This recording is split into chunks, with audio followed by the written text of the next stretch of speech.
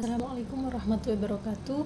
Saya Mti Zaurin In dengan NIM 224101101005.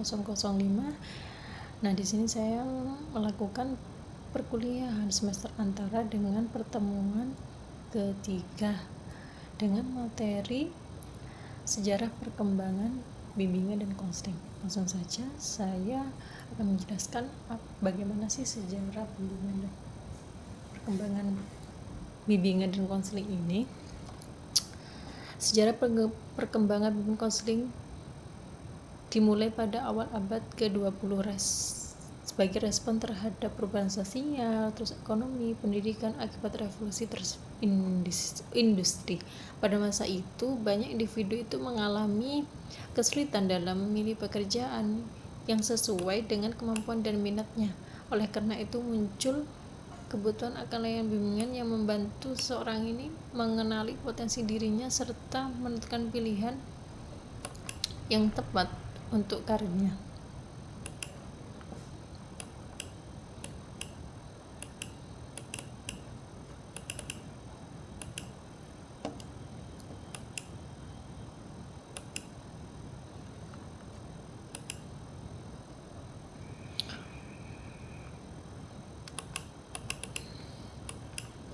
Lalu,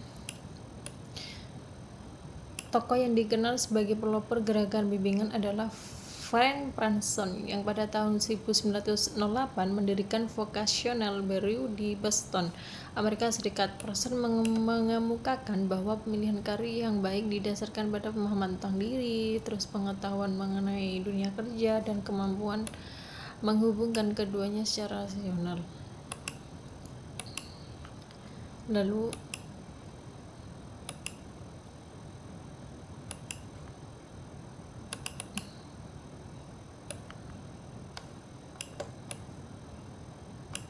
perkembangan berikutnya ditandai dengan meluasnya fungsi bimbingan yang semula hanya berorientasi pada pemilihan pekerjaan menjadi layanan mencakup aspek pendidikan, pribadi, sosial, dan perkembangan individu secara menyeluruh. Pada pertengahan abad ke-20 muncul pendekatan konseling yang dipengaruhi oleh teori Carl R. Rogers melalui pendekatan Klein Centers Counseling yang menekankan pentingnya hubungan konselor dan konseli yang penuh empati, penerimaan tanpa syarat, dan keaslian. Penolakan ini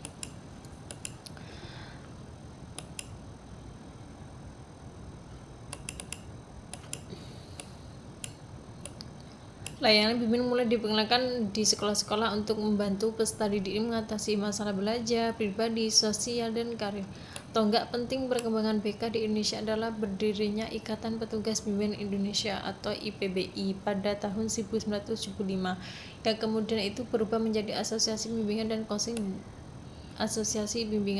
Indonesia (BKIN) pada tahun 2001. Organisasi ini berperan dalam meningkatkan profesionalisme konselor, mengembangkan keilmuan BK, serta menyusun kode etik profesi.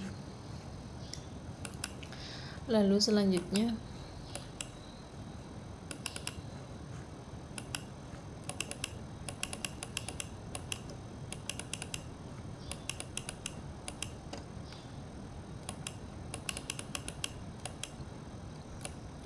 di Indonesia perkembangan bimbingan dan konseling mulai sekitar 1960-an sering berkembangnya sistem pendidikan nasional. Layanan bimbingan ini itu membantu diperkenalkan di sekolah-sekolah untuk membantu peserta didik mengatasi masalah, terus masalah belajar, pribadi, perkembangan BK di Indonesia adalah berdirinya Ikatan Petugas Bimbingan Indonesia atau IPBI. Mungkin hanya itu yang dapat saya jelaskan. Jika ada kekurangan, mohon maaf yang sebesar-besarnya. Wassalamualaikum warahmatullahi wabarakatuh.